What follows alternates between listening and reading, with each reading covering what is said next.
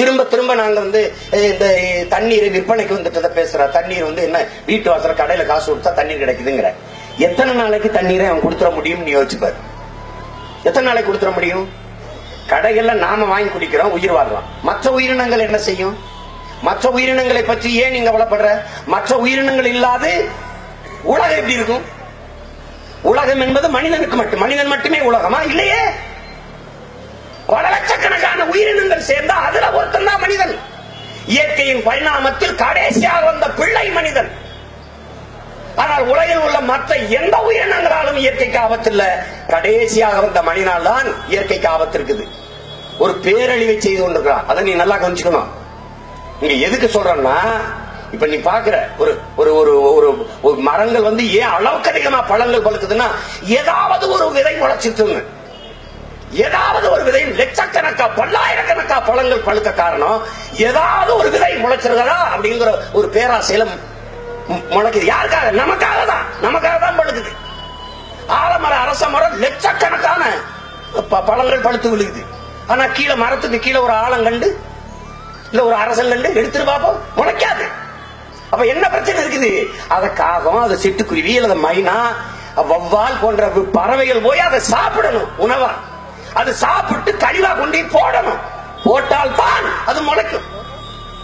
அப்ப இயற்கை என்ன பண்ணுது? இந்த விதைகளுக்கு ரெக்க வைக்குது. அதுதான் வவ்வால், அதுதான் மைனா, அதுதான் கொக்கு, அதுதான் சிட்டு, அதுதான் காக்கா. அந்த இடத்திலேயே அது விடாது. இந்த காக்கா தின்னுட்டு, மைனா தின்னுட்டு, இந்த வவ்வால் தின்னுட்டு, சிட்டுக்குருவி தின்னுட்டு பறந்து போய் மலைகள் மேல அங்க இங்க கழிவு போடுது. அங்கங்க மரங்கள் முளைக்குது. இப்ப காடு இருக்குது. மேற்கு தொடர்ச்சி மலை முழுக்க காடு. யாரு? நம்ம அப்பனா, நம்ம ஆத்தாளா நட்டது? நம்ம தாத்தாவா பாட்டனா நட்டது? இல்ல. அவ்வளவும் பறவைகள் நட்ட மரம். அதை கவனிச்சுக்கணும்.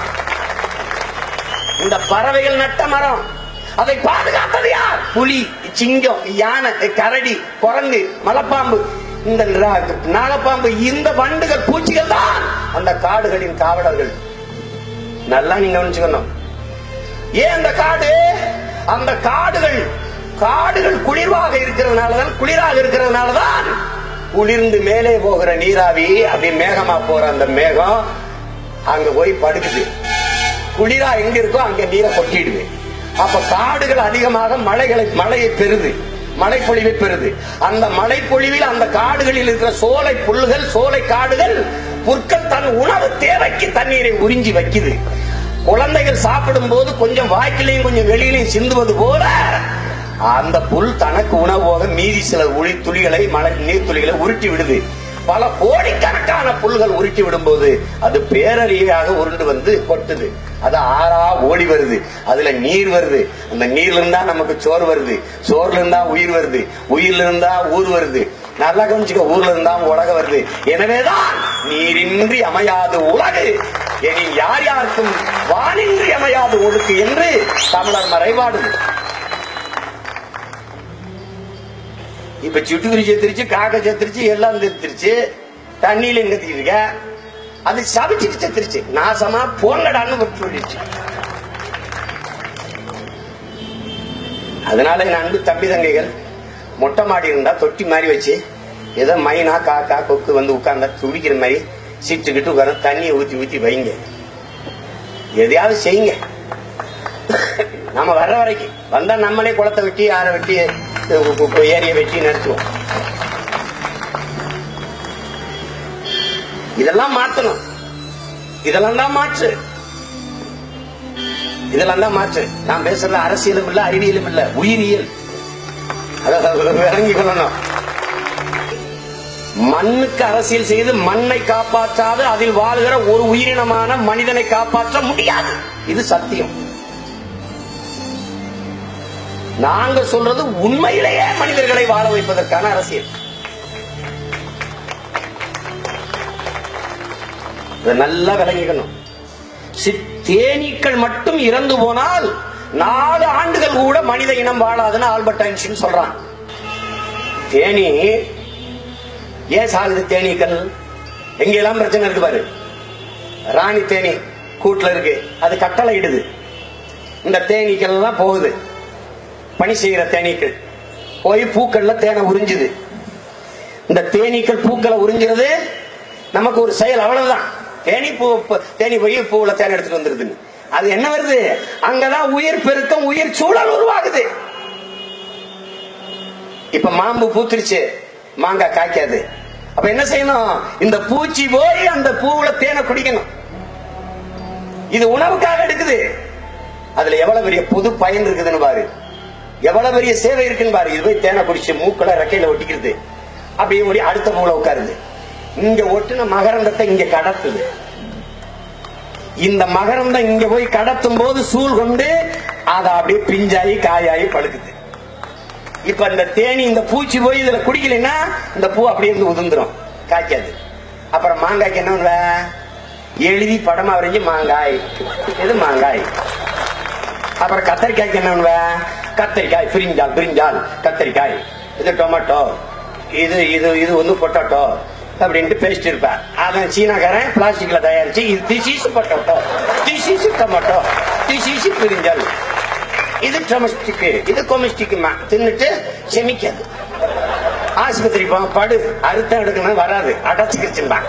அப்புறம் அறுத்து எடுத்து பார்ப்பேன் கட்டான், இது சரியா வரல, பிளாஸ்டிக் குடல் வச்சிருமா, ஓகே ப்ரொசீடு. பிளாஸ்டிக் குடல், பிளாஸ்டிக் குடல், பிளாஸ்டிக் லங்ஸ் எல்லாம் போட்டுருவான். அப்புறம் கொஞ்ச நாள் நீயே பிளாஸ்டிக் மாதிரி வருது அப்படியே. அப்புறம் பாப்பான், உனக்கு உனக்கு சீக்கிரம் எல்லாரும் பிளாஸ்டிக்ல பாட கட்டி எல்லா மருத்துவமனையிலும் வச்சிருப்பான். காக்கு நேர்த்தி கொண்டு பறிச்சுவான். முன்னாடி கொல்லியோட புள்ள வேணும் பல பைத்துக்கார பக்கம் ஆம்பளை பிள்ளையா பத்திக்கிட்டு இருந்தான். இப்ப அதுவும் தேவைப்படல, எங்க ஆளே போட்டுறான். 1:30 மணிக்கு வாங்க, 1 மணி நேரம் 1:30 மணிக்கு வாங்க, சாம்பல் சரியா இருக்கும், சம்ப வச்சுட்டு போங்க. எங்க அப்பாவுக்கு வச்சல, எங்க அப்பா மணிவண்ணனுக்கு 1:30 மணிக்கு வாங்கன்னுட்டான். 1 மணி நேரம் சார், வந்து வாங்கிட்டு போங்க சார் சொம்பன்ட்டான். உள்ள தள்ளி விட்டு டக்குன்னு அனுப்பிச்சு விட்டான். அது வாட்டுக்கு எரிஞ்சு போய் தள்ளி விட்டேன். அவ்வளவுதான். இதை புரிந்து கொண்டு வாழ கத்துக்கணும்.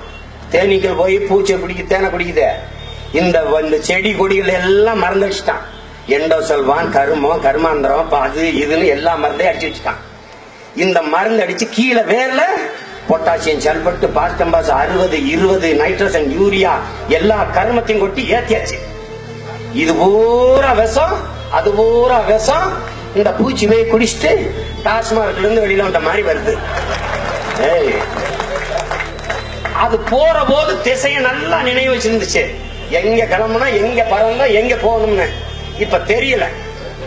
ஆர்கே நகர்ல கிளம்பி திருவிக்க நகர் போயிருது. ஒரு பூச்சி எம்ஜிஆர் நகர் போயிருது, ஒரு பூச்சி அண்ணா நகர் போயிருது, ஒரு பூச்சி பீச் கடற்பக்கம் போயிருது. வழி தெரியாம செத்துருது.